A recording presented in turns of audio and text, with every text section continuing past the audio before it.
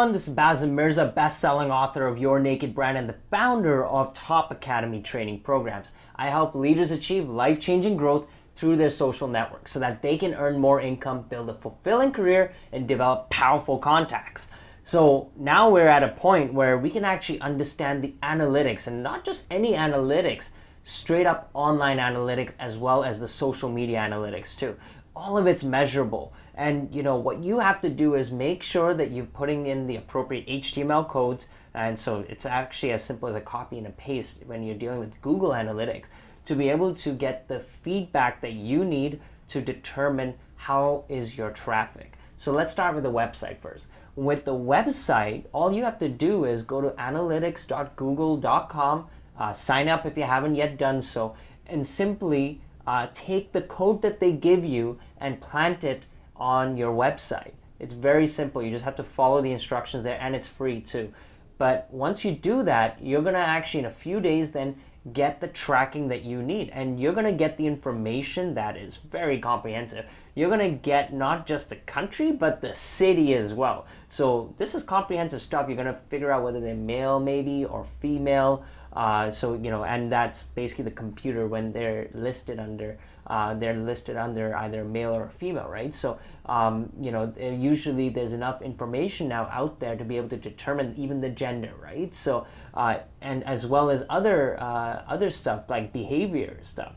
How do they actually behave? That IP address is tracked in a way so that you can actually understand their behavior with your website. So how frequently are they coming back? Are they coming back 3 times in a month, 4 times in a month, 5 times in a month? Or maybe they're just coming back once and never coming back at all, right? At least you'll be able to know these things. So, you have to figure out all this stuff like the bounce rate, or you have to be able to understand what's the overall traffic per week, per month. So you can see these trends and you can compare them. You can do a benchmark. Okay, so understanding all of this is going to let you know how your audience is actually behaving in terms of the content you're putting out there. So the content that you put out there is going to generate traffic, and which content generates the most traffic is going to help you determine what to do. So you could do this on the websites as well, the landing pages, all the landing pages. You can put separate analytics codes as well, so you can understand what's going on there. You can put analytics codes on other landing pages that require a platform like Eventbrite for events. They actually allow you to put a Google Analytics code in there too. But you can also do social media analytics as well. One great way for Twitter, there's Hootsuite, right? And there's other stuff for Twitter too. There's tons. But Hootsuite is one that allows you to get analytics as well. But a lot of them have a freemium model. You may be able to get more services if you pay, but generally you're able to start off for free. But Google Analytics is completely free. And with Facebook, if you start a fan page, you'll get to see all the engagement stuff. Like you'll be able to see the analytics behind the likes that you get. But you're also able to, through other means, be able to find out what's going on with the traffic on your personal account too.